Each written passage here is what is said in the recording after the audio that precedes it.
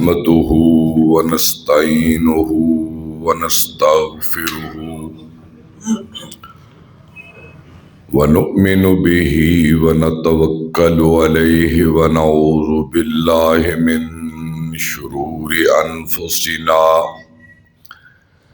ومن سيئات أعمالنا من يهده الله فلا مضل له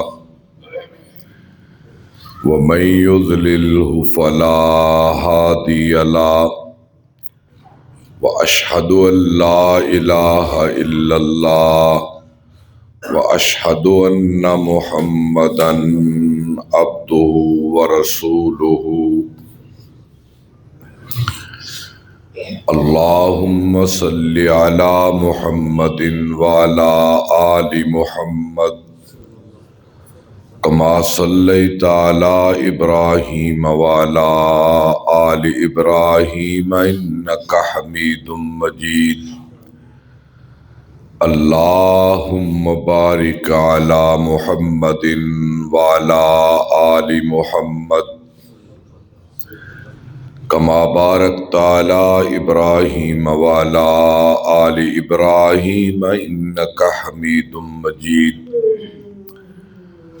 أما بعد فإن خير الحديث كتاب الله وخير الهدي هدي محمد صلى الله تعالى عليه وآله وسلم وشر الأمور محدثاتها وكل محدثة بدعة وكل بدعة ضلالة وكل ضلالة في النار أعوذ بالله السميع العليم من الشيطان الرجيم بسم الله الرحمن الرحيم لقد كان لكم في رسول الله أسوة حسنة قل إن كنتم تحبون الله فاتبعوني يحببكم الله ويغفر لكم ذنوبكم والله غفور رحيم وقال النبي صلى الله تعالى عليه وسلم لا يؤمن أحدكم حتى يكون هواه تبعا لما جئت به وقال النبي صلى الله تعالى عليه وسلم من أحدث في أمرنا ما ليس منه فهو رد سبحان ربك رب العزة عما يصفون وسلام على المرسلين والحمد لله رب العالمين۔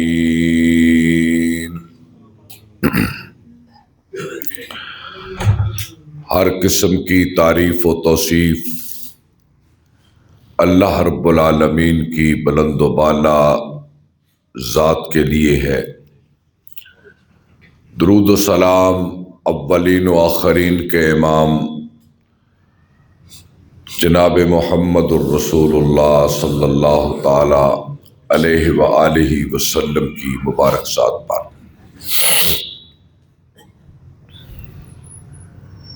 یہ جو ماہ رواں گزر رہا ہے، یہ جو مہینہ چل رہا ہے، یہ شعبان المعظم کا مہینہ ہے۔ غالباً آج اس کی 10 تاریخ ہے، اور اس کے بعد آنے والا مہینہ رمضان المبارک کا مبارک مہینہ ہوگا۔ تقریباً 19-20 دن رمضان المبارک کے آنے میں باقی ہیں۔ اللہ تعالیٰ ہر مسلمان کو صحت و عافیت میں رکھے تاکہ وہ اپنی زندگی میں ایک اور رمضان پا سکے۔ اور رمضان کی نسبت سے شعبان کا مہینہ بھی قابل تعظیم مہینوں میں سے ہے رمضان کی نسبت سے، کہ یہ رمضان کے ساتھ متصل ہے، اس کے ساتھ جڑا ہوا ہے اور ملا ہوا ہے۔ حضور صلی اللہ علیہ وسلم سے ایک بار پوچھا گیا، یا رسول اللہ صلی اللہ علیہ وسلم، ای الصوم افضل بعد رمضان، رمضان کے روزوں کے بعد کس ماہ کا یا کس دن کا روزہ افضل ہے؟ رمضان کے بعد، چونکہ رمضان کا روزہ تو فرض ہے، تو آپ نے فرمایا رمضان کے بعد روزہ شعبان کے دنوں کا افضل ہے، اور ساتھ وجہ بیان کر دی لتعظیم رمضان، رمضان کی تعظیم کی وجہ سے، کہ یہ دن رمضان کے ساتھ جڑے ہوئے ہیں نا، اس کی تعظیم کی وجہ سے اس مہینے کو بھی اللہ تعالیٰ نے عظمت عطا کی ہے۔ اس سے اندازہ کریں کہ رمضان کی تعظیم اللہ کی نظر میں کتنی بڑی ہوگی۔ تو حضرت ام سلمہ رضی اللہ تعالی عنہ کہتی ہیں کہ ایک بار میں نے اپنی زندگی میں رمضان کے بعد کسی مہینے کے مکمل روزے میں نے نہیں دیکھا کہ حضور رکھتے ہوں سوائے شعبان کے، یعنی شعبان کا پورا مہینہ آپ روزہ رکھتے تھے۔ اور حضرت عائشہ رضی اللہ تعالی عنہا کہتی ہیں کہ یہ سوال میں نے ایک بار آپ سے کیا، اور میں نے پوچھا یا رسول اللہ صلی اللہ علیہ وسلم، آپ شعبان میں اتنے روزے کیوں رکھتے ہیں؟ یہ سوال میں نے کیا تھا۔ تو آپ نے فرمایا عائشہ اس کی وجہ یہ ہے کہ یہ رجب اور رمضان کے درمیان میں آتا ہے۔ رجب گزر گیا نا پیچھے، اور رمضان بعد میں آئے گا، اس کے درمیان ہے، اور رمضان گزرے کو بڑی دیر ہو چکی ہوتی ہے۔ ویسے ہے نا کہ رمضان کے بعد رمضان، شوال، ذیقعد، ذوالحج، محرم، صفر، ربیع الاول، ربیع الثانی، جمادی الاول، جمادی الثانی، رجب، اور پھر بیچ میں شعبان آتا ہے۔ رمضان گزرے کو بڑی دیر ہو چکی ہوتی ہے اور لوگ اپنے خدا سے غافل ہو چکے ہوتے ہیں۔ اور یہ حدیث بھی وضاحت کرتی ہے کہ رمضان کے اثرات آدمی پر سال بھر رہنے چاہیے، اور ان دنوں میں پھر وقت چونکہ زیادہ گزر چکا ہوتا ہے، پھر کم پڑتے ہیں، اور ہمارے اثرات تو رمضان کے چاند رات کو ہی چلے جاتے ہیں نا۔ ہمارے اثرات جو ہے رمضان کے روزے کے انوار و تجلیات جو ہوتے ہیں تراویح کے اور ماہ رمضان کی روحانیت کے اور اعتکاف کے، وہ جو ہی چاند چڑھتا ہے ہماری روحانیت، وہ ایمان کا درجہ، وہ تلاوتیں، وہ سب اسی وقت تھی جاتی رہتی ہیں، اور اگلے دن کی فجر کی نماز میں ہی وہی نمازی رہ جاتے ہیں جو سال بھر کے لیے ہوتے ہیں۔ ایسے نہیں ہے، یہاں نہیں، اس مسجد میں نہیں، ہر مسجد میں یہ مزاج بنا ہوا۔ میں تو جب سے ہوش سنبھالی ہے میں تو یہی دیکھ رہا ہوں کہ اگلے دن عید کے دن جو فجر کی نماز ہوتی ہے اس میں وہی روایتی نمازی جو سال بھر کے ہوتے ہیں وہی رہ جاتے ہیں۔ تو اس لیے حضور فرماتے ہیں کہ اس ماہ میں لوگ آ کر غافل ہوتے ہیں، اور میرا جی چاہتا ہے کہ جب لوگوں کے دل بھی غافل ہوں تو میں اس وقت بھی خدا سے غافل نہ ہوں، اور اللہ کی بارگاہ میں جب میرے اعمال پیش کیے جائیں تو میں روزے کی حالت میں رہوں۔ اور اس لیے ان دنوں میں روزے کی فضیلت کی یہ وجہ ہے۔ اچھا، آپ بے شک عملاً دیکھ لیں اب رمضان آ رہا ہے نا، اور جو ہی آ رہا ہے، جب جس دن آئے گا یہ رونقیں اس دن بحال ہوں گی۔ اس دن ظہر کی نماز دیکھ لے یا مغرب کی ہی دیکھ لے، حالانکہ تراویح تو رات کو پڑھنی ہے نا، رمضان تو رات کو شروع ہوگا، لیکن وہ جو یکم رمضان ہے جب چاند طلوع ہوتا ہے تو اس دن ہی مغرب کی نماز میں مسجد بھر جاتی ہے۔ بات تو کرنے کی یہ ہے کہ جو نماز رمضان میں فرض تھی وہ غیر رمضان میں بھی فرض ہے، وہ تو فریضہ ہے۔ حالانکہ آپ دیکھیں اس نماز کی اہمیت کا اندازہ کریں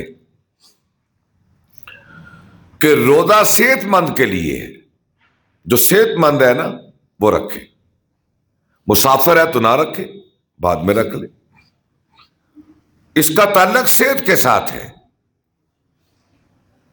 اور زکوٰۃ کا اور حج کا تعلق مال کے ساتھ ہے۔ مال ہے تو آپ پہ فرض ہے، مال نہیں ہے تو آپ پہ کوئی فرض نہیں ہے، نہ زکوٰۃ نہ حج۔ لیکن نماز ایک ایسا فرض ہے وہ کسی حالت میں بھی انسان سے معطل نہیں ہوتا۔ بیمار ہے تو لیٹ کے بیٹھ کے پڑھے، نہیں تو لیٹ کے پڑھے، نہیں تو اشاروں سے پڑھے، سفر میں ہے تو پھر بھی پڑھے، عادی کر لے، وہ ہوائی جہاز میں ہے پھر بھی نہیں چھوٹتی۔ آدمی جہاں جس حال میں بھی ہے یہ فرض ہے، جو اللہ کی نظر میں اتنا بڑا فرض ہے اس کی طرف توجہ نہیں ہے۔ اور وہ چیزیں جو سنت ہے یا نفل ہے اس پر آدمی کی توجہ، یا جن کا شریعت میں وجود نہیں ہے، ادھر ادھر سے سن، میں آگے جا کر اس کا ذکر کروں گا، ان کاموں کو کرنے کا ہمیں کتنا شوق اور ذوق ہے۔ مثال کے طور پر میں شعبان اور شب برات کا ذکر کروں گا۔ اس سے پہلے میں عرض کر دوں کہ وہ لوگ جنہوں نے سال بھر فرض نماز نہیں پڑھی، کئی ایسے لوگ ہوں گے، وہ رات شب برات کی رات کو مسجد میں عشاء کے وقت ہی آ کر بیٹھ جاتے ہیں۔ حالانکہ اس میں تو یہ ایک علمی مسئلہ ہے کہ شب برات کی حیثیت کیا ہے، یہ ایک علمی مسئلہ ہے جس کا میں ذکر کروں گا۔ اور وہ جو لیلۃ القدر ہے جس کے بارے میں قرآن بھی ہے، حدیث بھی ہے، حضور کا طریقہ بھی ہے، صحابہ کا طریقہ بھی ہے، اور اس کے بعد پوری امت کا تواتر ہے۔ تواتر سمجھتے ہیں؟ سنت متواترہ جو پوری امت نے ہمیشہ کی۔ آپ دیکھ لیں شب برات کو مسجدوں میں رونق زیادہ ہوگی اور لیلۃ القدر کی تلاش میں نہیں ہوگی، ادھر نہیں ہوگی۔ اور کب سے علماء پکار رہے ہیں کہ وہ 5 راتوں میں ہے، آؤ تلاش کرو، آؤ تلاش کرو، آؤ تلاش کرو۔ وہ تو اس کی اصل قرآن میں بھی ہے، حدیث میں بھی ہے، صحابہ کے عمل میں بھی ہے۔ لیکن جو شبرات کی رات ہے اس کا کوئی اثر ہی نہیں ہے۔ اس کے بارے میں جتنی احادیث بیان کی جاتی ہے نا، ان میں سوائے 2 احادیث کے سب احادیث موضوع ہے، گھڑی ہوئی ہیں، بنائی ہوئی ہیں۔ ان 2 کا میں ذکر کرتا ہوں۔ ان کو اہل علم نے لکھا ہے کہ یہ سب موضوع روایتیں ہیں، بنائی گئی ہیں، گھڑی گئی ہیں، اس کا تعلق بالکل کتاب و سنت کے ساتھ کوئی تعلق نہیں۔ لیکن دیکھیں ابھی سے لوگ پوچھنا شروع کر دیں گے شب برات کس رات کو ہے، اس کو دن کو کیا کرنا ہے، اس کی رات کو کیا کرنا ہے، اس کی نمازیں کیسی ہیں، اس دن ہم نے کیا کیا کرنا ہے، اور ہوا کیا۔ اچھا آپ عرب میں جاتے ہیں، میں اس کو دلیل کے طور پہ نہیں پیش کرتا۔ آپ مدینے میں جاتے ہیں، شعبان میں کوئی گیا ہو دوست، میں یہ نہیں کہتا کہ یہ مدینے میں ہے تو سنت ہے، نہیں ہے تو سنت نہیں ہے، ایسی نہیں ہے بات۔ لیکن ایک جو مقام ہے اس میں مسجد نبوی تسلسل کے ساتھ حضور سے لے کر آج تک ایک عمل تو موجود ہے نا، وہاں آپ سوچ بھی نہیں سکتے کہ انہیں یہ بھی نہیں پتا کہ شب برات کیا ہوتی ہے. بے شک آپ جب وہاں دیکھ لیں جا کر پورے سعودی عرب میں، پورے عرب میں، گلف میں، وہاں یہ تصور بھی نہیں ہے کہ یہ رات کیا ہے، چونکہ انہوں نے اس پر حضور کا عمل نہیں دیکھا، صحابہ کا عمل نہیں دیکھا، خلفاء کا عمل نہیں دیکھا، اور تابعین کا عمل نہیں دیکھا، ائمہ کا اس پہ عمل نہیں دیکھا، سنت کے اندر اس کا کوئی وجود انہوں نے نہیں دیکھا، اور ہم نے یہ رسمیں، یہ رواج، یہ خرافات بر صغیر میں دیکھی جو ہندوؤں کے اندر تھی، ان کی ہم نے نقلیں اتاری ہیں جو وہ اپنے تہواروں پہ کرتے. تہوار سمجھتے ہیں نا، وہ جو بھی کسی بھی مذہب میں کوئی ثقافتی اعتبار سے یا مذہبی اعتبار سے کوئی دن منایا جاتا ہے وہ تہوار ہوتا ہے. جیسے ہماری عید ہے، عیدین ہے ہماری، وہ تہوار ہے، ہمارے اسلامی تہوار ہے.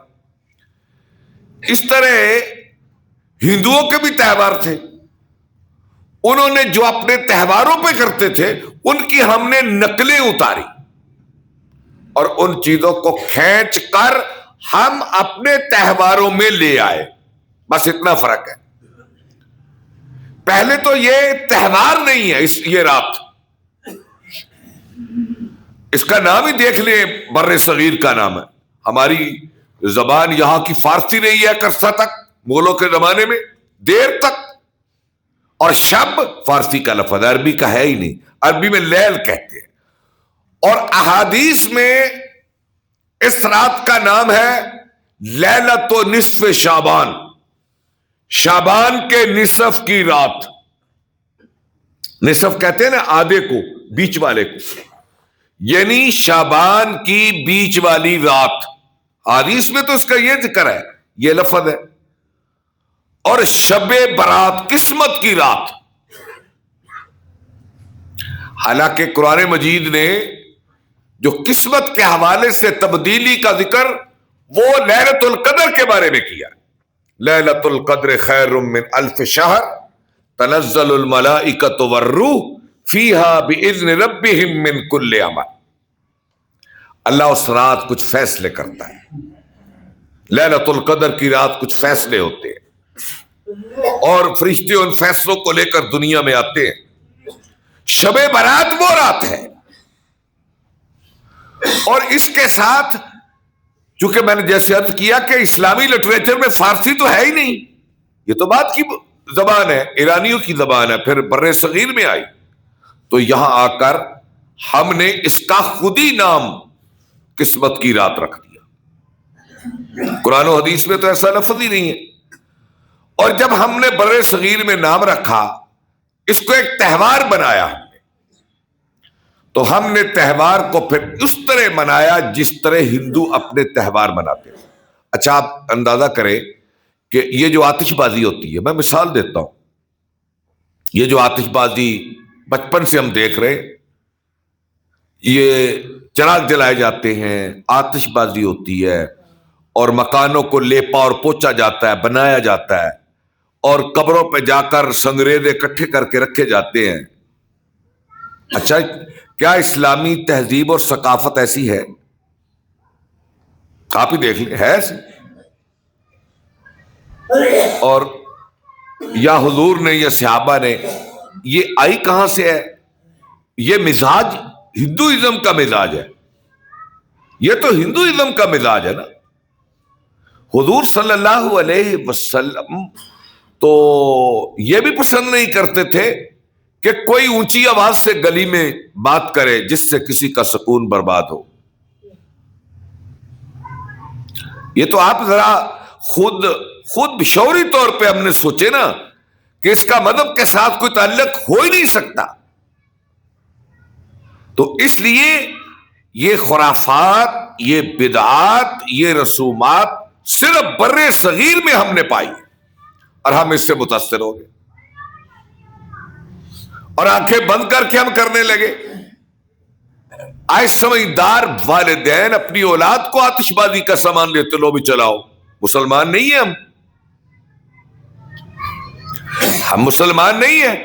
ہمارا کام تو اس کو روکنا تھا، ایسی چیزوں کو کہ جو یہ پنپنے نہ پائے، بڑھنے نہ پائے، جن چیزوں کا تعلق دین کے ساتھ نہیں ہے۔ اور یاد رکھیں، وہ کام جو دین کے اندر موجود نہیں ہے، اگر ہم اس کو ثواب کی نیت سے کریں، لو پھر میرے جملے نوٹ کریں، ایسا کام جو دین کے اندر نہیں، قرآن کے اندر، حدیث کے اندر، حضور کے طریقے میں، خلفاء کے طریقے میں جو کام نہیں ہے، آدمی اس کو ثواب کی نیت سے کرے۔ یہ لفظ ہے ثواب کی نیت، دین سمجھ کر کرے، اس کو بدعت کہتے ہیں۔ ثواب سمجھ کر، جو آج لوگ کہتے ہیں جی نبی صلی اللہ علیہ وسلم نے موٹر سائیکل پہ بیٹھے تھے، تم بیٹھتے ہو، یہ بدعت نہیں ہے۔ او خدا کے بندو، ہم اسے دین سمجھ کے اس پہ نہیں بیٹھتے، ثواب کی نیت سے نہیں بیٹھتے اس پر۔ یعنی ایسی مثالیں دی جاتی ہیں۔ تو جو آج شب برات پہ ہوتا ہے، جو ہم کرتے ہیں، جو ہم سمجھتے ہیں، خدا کی قسم اس کا تعلق دین کے ساتھ نہیں ہے۔ ہماری آواز بڑی کمزور ہے، پیدل ہیں ہم، اور بدعات سواری پہ سوار ہے۔ وہ اتنی تیزی سے پھیلتی ہے اور شیطان اسے ایسا خوشنما بنا کر پیش کرتا ہے کہ ہماری کوئی سنتا ہی نہیں ہے، ہماری بات تو سننے کے لیے کوئی تیار نہیں ہے۔ اور یہ بڑی سخت بات ہے دین میں نیا کام پیدا کرنا۔ میں آپ کو کہتا ہوں کہ جو اس دن کا روزہ اور رات کو یہ تمام ہو رہے ہیں، واللہ آپ علمی طور پر اس کو پڑھے، اس کا دین سے کوئی تعلق نہیں ہے۔ اور اگر اس کو ثواب سمجھ کے کوئی کرتا ہے تو بدعت ہوگا۔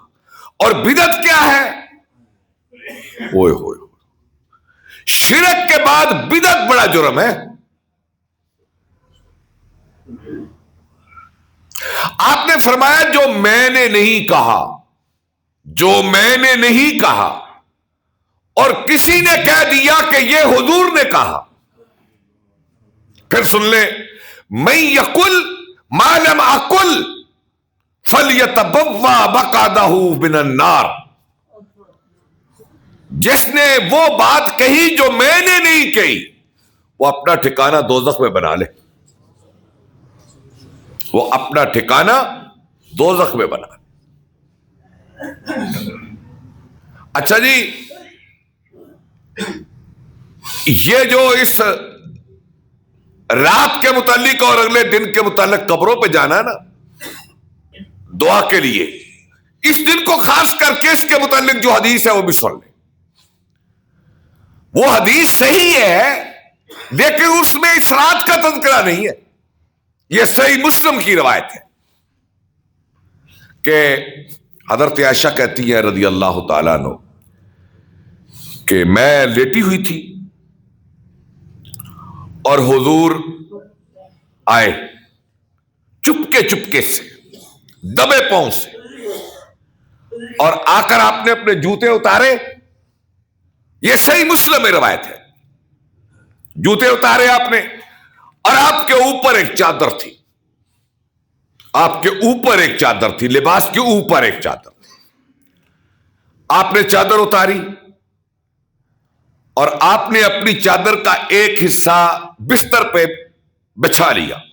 یہاں ذکر نہیں ہے کہ وہ چارپائی تھی یا زمین پہ کوئی بستر تھا، بس اپنے بستر پہ اپنی چادر بچھائی۔ معلوم ہوتا ہے کہ بستر ننگا تھا، چارپائی ننگی تھی۔ آپ نے اپنی چادر کا آدھا حصہ اپنی کمر کے پیچھے اور جوتے اپنے سرہانے کے پاس رکھ لیے۔ اور میرے متعلق حضور نے یہ سوچا کہ میں سو گئی ہوں، حالانکہ میں جاگ رہی تھی۔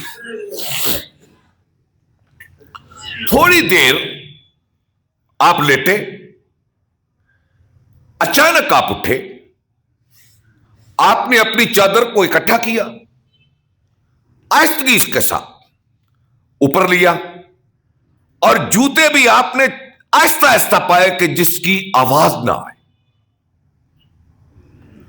آپ خاموشی سے آپ نے دروازے کی کنڈی کھولی اور آپ جنت البقیع کی طرف نکلے. تو میں نے بھی فوراً کیا کیا، اپنا دوپٹہ سر پہ لیا، اپنے ازار کو لپیٹا، میں بھی دبے پاؤں حضور کے پیچھے پیچھے نکل پڑی. میں نے کیا دیکھا کہ آپ بقیع الغرقد، یہ جو قبرستان ہے جنت البقیع جس سے کہتے ہیں، آپ اس کے اندر چلے گئے، میں باہر کھڑی رہی آپ سے چھپ کے. میں نے دیکھا کہ آپ صلی اللہ علیہ وسلم نے 3 بار ہاتھ اٹھائے قبرستان میں جا کر، 3 بار، یعنی ایک بار دعا کی پھر چھوڑ دیے، پھر آپ نے دعا کی پھر چھوڑ دی، پھر دعا کی پھر چھوڑ دی. یہ حضرت عائشہ کہتی ہے میں دیکھتی تھی، میں دیکھ رہی تھی. آپ نے 3 بار یہ عمل کیا.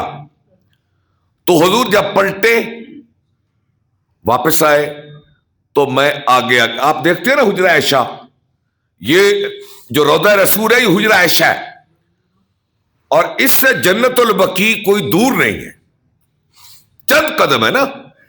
لیکن اس زمانے میں کوئی روشنی تو نہیں تھی، سفر میں اندھیری رات تھی. تو حضور صلی اللہ علیہ وسلم حضرت عائشہ کو دیکھ نہ سکے. حضرت عائشہ کہتی ہے جب وہاں سے آپ ہٹے تو میں بھی پیچھے ہٹی، آپ تھوڑا سا تیز چلے تو میں اور تیز چلی، پھر تیز حضور میں اور تیز چلی. میرا گمان یہ تھا کہ حضور مجھے دیکھ نہ لے. تو حضور نے مجھے دیکھا نہیں، اندھیرا اتنا تھا. جلدی جلدی میں گھر آئی اور میں لیٹ گئی، اور جب میں نے چادر اوپر لے لی تو اتنے میں حضور بھی آ گئے صلی اللہ علیہ وسلم. آپ لیٹنے لگے اور لیٹنے سے پہلے فرمانے لگے عائشہ تیرا سانس کو پھولا ہوا ہے. عائشہ کیا وجہ؟ تو میں کہنے لگی کچھ نہیں، جیسے عورتیں کہتی ہیں کچھ نہیں. آپ نے فرمایا لا تخبرنی، عائشہ تو مجھے بتائے گی یا وہ آسمان والا بتانے والا خدا مجھ کو بتائے گا، جو بڑا لطیف، بڑا باریک بین، یا الفاظ حدیث کے، جو بڑا لطیف ہے، بڑا خبیر ہے، وہ مجھ کو بتائے گا یا تو مجھ کو بتائے گی؟ حضرت عائشہ رضی اللہ تعالیٰ عنہ، ان کا اس بات پر تو کامل یقین تھا کہ میرے نبی کو میرا خدا خبریں دیتا ہے. تو حضرت عائشہ نے پھر پوری بات سنائی، پوری بات سنائی کہ یا رسول اللہ جب آپ اٹھے تو میرے دماغ میں کچھ باتیں چلی. باتیں کیا چلی تھی؟ کہ یہ رات حضور کی حضرت عائشہ کے گھر تھی. بات یہ چلی کہ شاید رسول اللہ آج چپ کے کسی اور عورت کے گھر میں جا رہے ہیں. بات تو یہی چلی تھی، اور حضور مجھ سے چوری جا رہے ہیں خاموشی کے ساتھ. تو میں نے ساری بات بیان کی تو آپ نے فرمایا عائشہ یہ کیسے ہو سکتا تھا کہ اللہ اور اس کا رسول کسی پہ ظلم کرے؟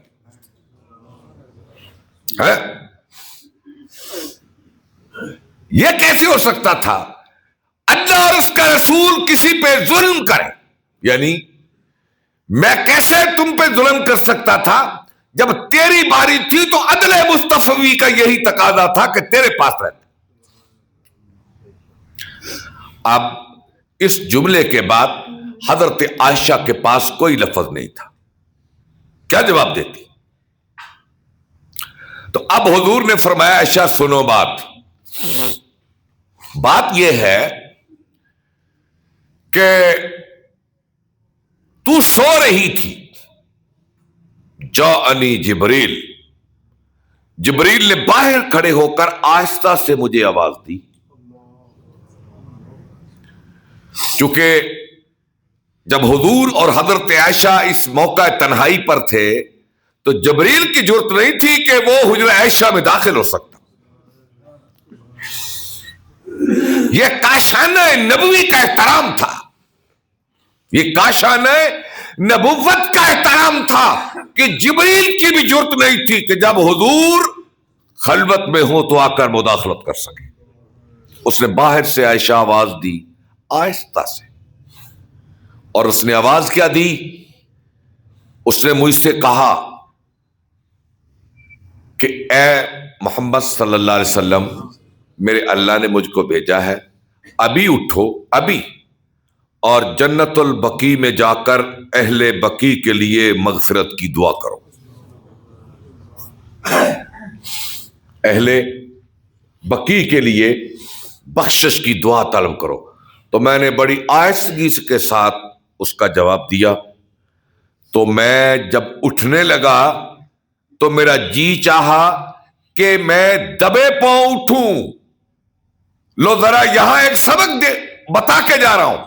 میں دبے پاؤں اس لیے اٹھا اور میں نے اپنی چادر کا کنارہ پکڑ کر اپنے اوپر آہستگی سے لیا تاکہ اے عائشہ تیری نیند میں خلل نہ پڑ جائے. ہائے ہائے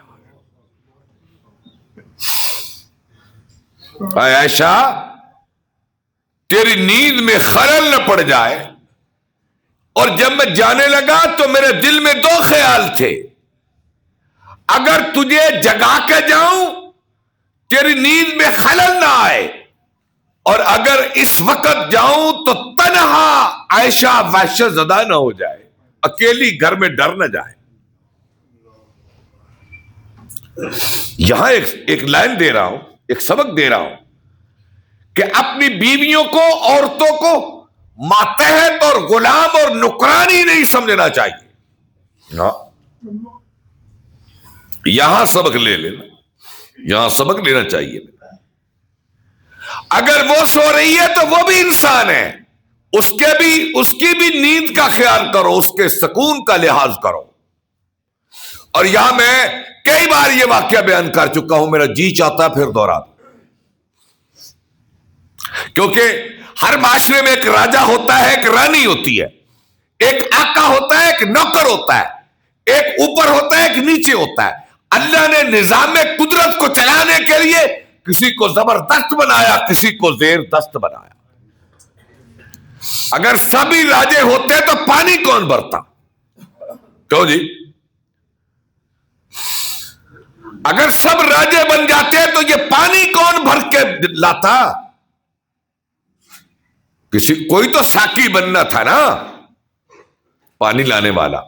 اللہ نے نظام بنائے، لیکن اپنے ماتحتوں کا بڑا خیال رکھے، انہیں بھی انسان سمجھے، ان کے سینوں میں بھی دل دھڑکتا ہے، ان کی بھی خواہشیں ہیں. یہ الگ بات ہے کہ تعمیر نہ ہو، ورنہ ہر ذہن میں تاج محل ہوتا ہے، ہر ذہن میں تاج محل ہوتا ہے. غریب کی بھی خواہشیں ہیں. میں نے کئی بار یہ واقعہ سنایا ہے کہ عمر بن عبدالعزیز اور ان کا وزیر اعظم بیٹھے رات کو لکھ رہے تھے، چراغ بجھنے لگا، جس کی روشنی میں لکھ رہے تھے، چراغ بجھنے لگا. تو عمر بن عبدالعزیز اپنے وزیر اعظم سے کہنے لگے، بھئی چراغ بجھ رہا ہے، ابھی کام باقی ہے، میں اندر سے جا کے چراغ میں تیل ڈال لوں. تو وزیر اعظم کہنے لگا، وہ پاس لونڈی سوئی ہوئی سے اٹھاؤ. میں کئی بار واقعہ بیان کیا، وہ لونڈی سوئی ہوئی ہے اسے اٹھاؤ، یہ خدمت وہ بجا لائے. فرمانے لگے نہیں، یہ سارا دن بیچاری کام کرتی رہی ہے، اب گہری نیند سو رہی ہے، اسے سونے دو. اگر میں نے اس کو اٹھایا تو اس کی نیند میں خلل پڑ جائے گا. خود گئے، چراغ میں تیل ڈالا، واپس آئے اور فرمانے لگے، تیرے دل میں یہ خیال تھا نا میں خلیفہ وقت ہوں، خود یہ کام نہ کروں لونڈی کو اٹھاؤں؟ تو بتا مجھے، جب میں گیا تھا تو اس وقت بھی خلیفہ تھا، اب میں واپس آیا ہوں، میں اب بھی خلیفہ ہوں،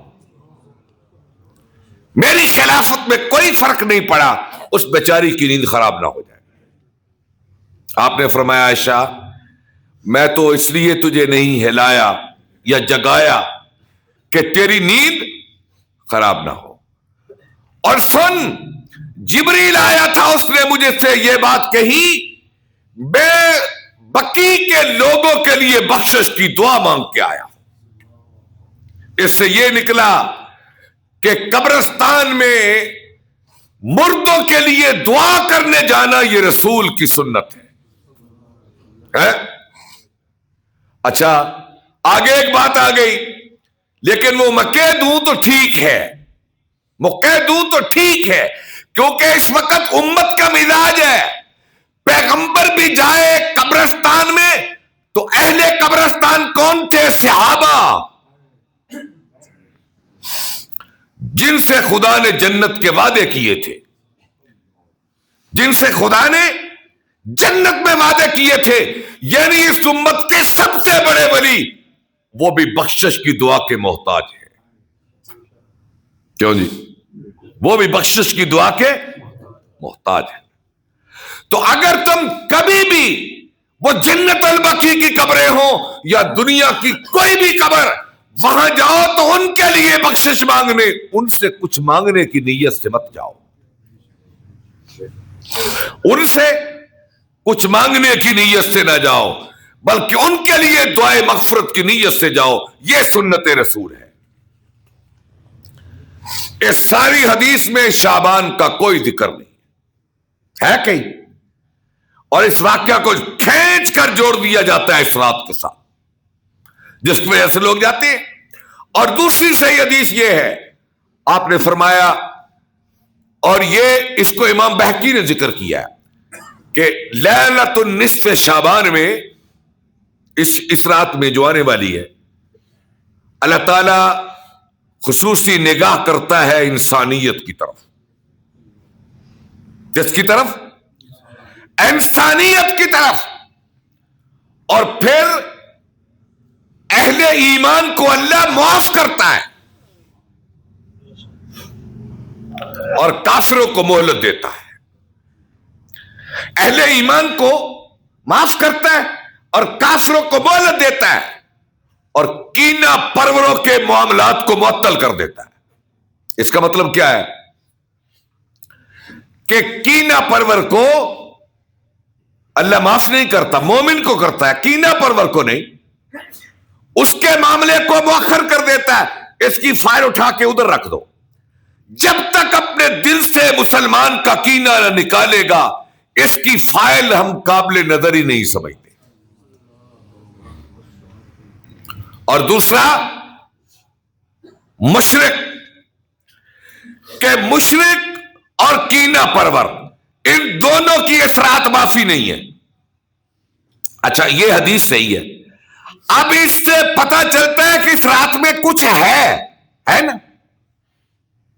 لیکن ایک اور حدیث سنا دوں، اس کی تائید میں آ جائے گی۔ آپ نے فرمایا ہر سوموار، ہر جمعرات، یہ بھی صحیح حدیث ہے، ہر سوموار ہر جمعرات کو اعمال اللہ کے ہاں پیش ہوتے ہیں، لیکن اللہ ہر جمعرات اور سوموار پیش کیے جانے والے اعمال میں سے مشرک اور کینہ پرور کو پھر بھی معاف نہیں کرتا۔ یہ حدیث سوموار کے بارے میں بھی ہے، جمعرات کے بارے میں بھی ہے۔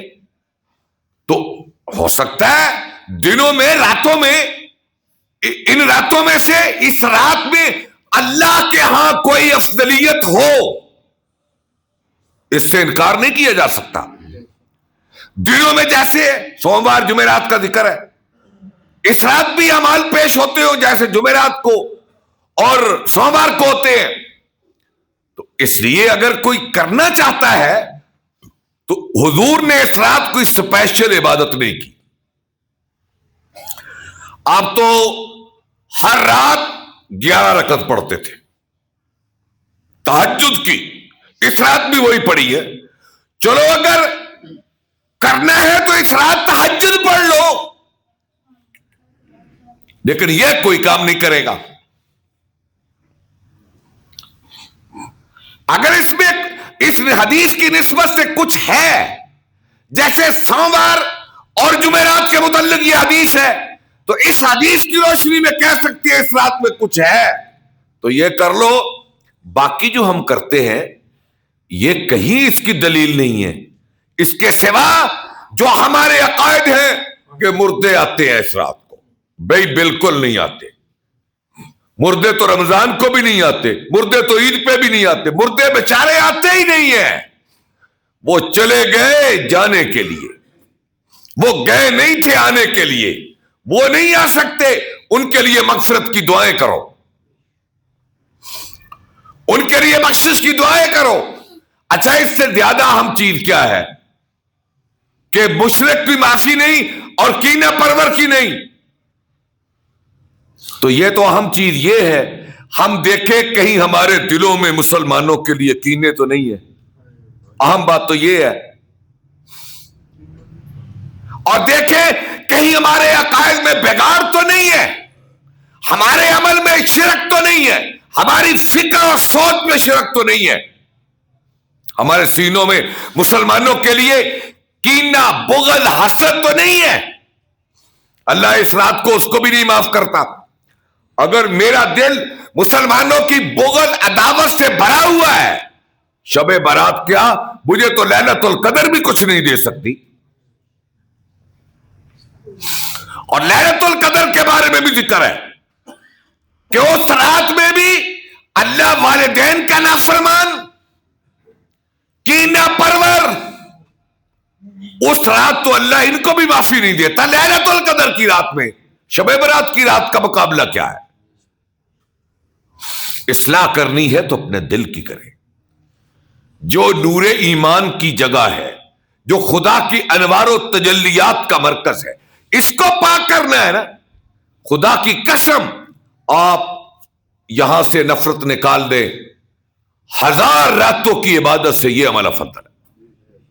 حدیث تو بڑی لمبی ہے لیکن میں اسے اختصار سے بیان کر دیتا ہوں جو اس عنوان سے متعلق ہے کہ آپ نے فرمایا اس طرح بیٹھے ہوئے تھے، آپ نے فرمایا میرے اصحاب ابھی ابھی جو آئے گا وہ جنتی ہوگا. ایک کمزور سا صحابی وہ آ گیا. دوسرے دن آپ نے فرمایا جو ابھی ابھی آئے گا وہ جنتی، پھر وہی آیا.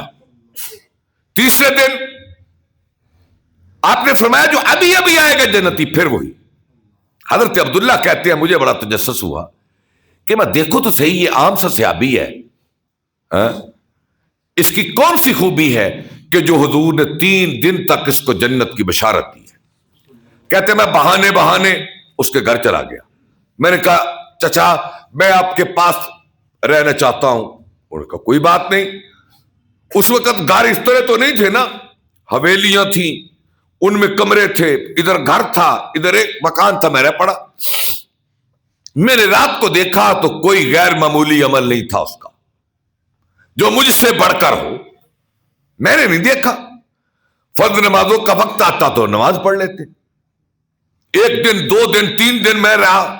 میں آیا واپس تو میں نے ان سے کہا چچا جان 3 دن اللہ کے رسول نے آپ کے بارے میں یہ بشارت دی ہے، آپ میں کون سا عمل ہے؟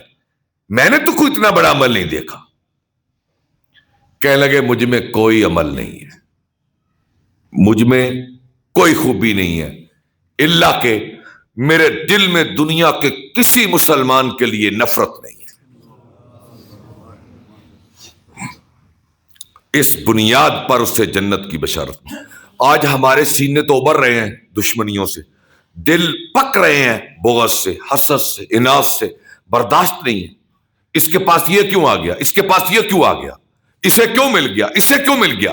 اب سازشیں کرو، غیبتیں کرو، چغلیاں کرو، اس کے راستے روکو، کانٹے اٹکاؤ، اس کے آگے کنویں کھودو، یہ آگے نہ بڑھے، یہ ترقی نہ کرے، یہ پڑھ نہ سکے، یہ تعویذ کرواؤ، جادو کرواؤ، یہ کرواؤ، یہ کرواؤ.